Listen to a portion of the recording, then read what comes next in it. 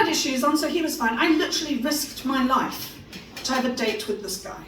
I bought him an ice cream, and we walked along Mumbles Beach, and the sun was shining, and the trees were tree. There weren't a lot of trees on Mumbles Beach, but you get it, right?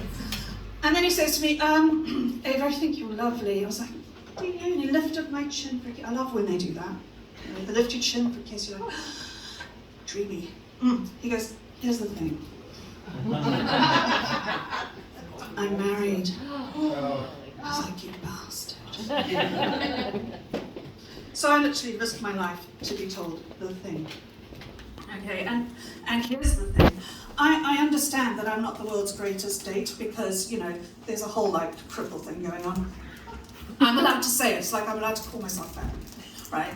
I've got this whole cripple thing going on, and comedians are not great date bait because everything you do or say gets told to a bunch of strangers. So there's definite dark side to dating me. I get it, right? But I did date this guy a while ago, and the first thing I did when I met him was fall on him.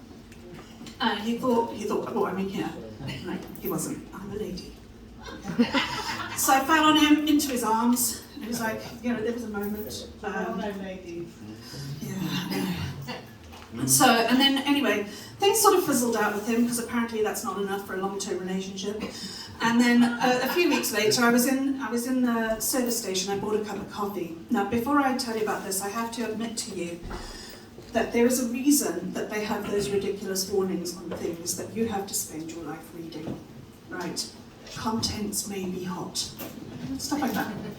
You know, when you're McDonald's cup, you look at it and you go, contents may be hot. I'm like, yeah, it's a coffee. I freaking hope so. I paid for you to warm this up, right? I mean, I've got a blister on my thumb at the moment because on my hair straighteners box it says only use on hair. And I didn't take that warning seriously enough, and I had a blister on my thumb. I hope you're very sorry for me. I haven't done laundry since 2020 because apparently anything that is childproof is also Ava-proof, and I can't get in the fucking detergent. But anyway, that's an aside.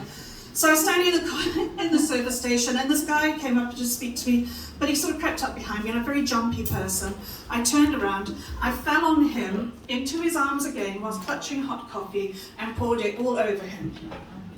But it's okay because there was a warning on the cup, so his burn was not unexpected. But it turned out it was that same guy that I fell on before. So he thinks that's a marriage proposal, right? So I've had to fake my own death and move to Swansea.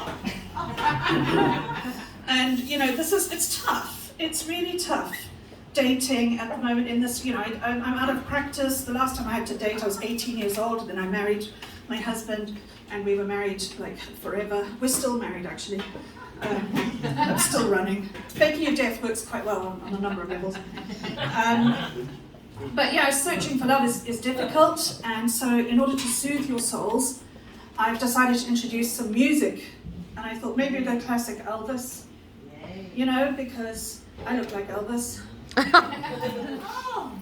So yeah, I thought, you know, love me tender, love me sweet, never make me cry. My Tinder profile's complete. It's a total lie.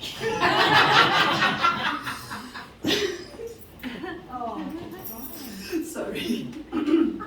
Yeah, but I thought maybe not Elvis, because the next bit that I wrote for that song wasn't as good. It was like, I will never let you know, I just want your cash, or some commitment-free sex.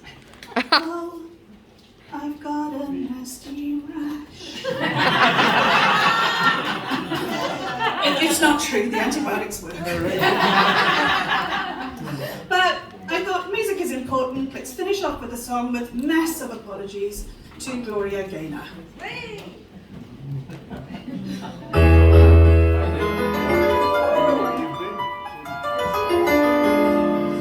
First I was afraid I was petrified, because it's weird to stand and sing about my sad sex life.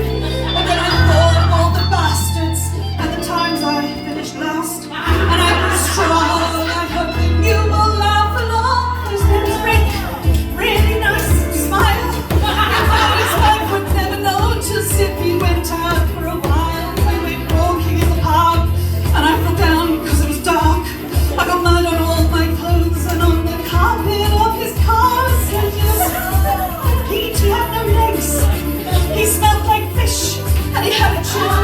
like scrambled eggs. His boss had to make the party sound whenever his feet touched the ground. I was trying not to laugh so hard that I snorted out loud. Say it's not me, it's not my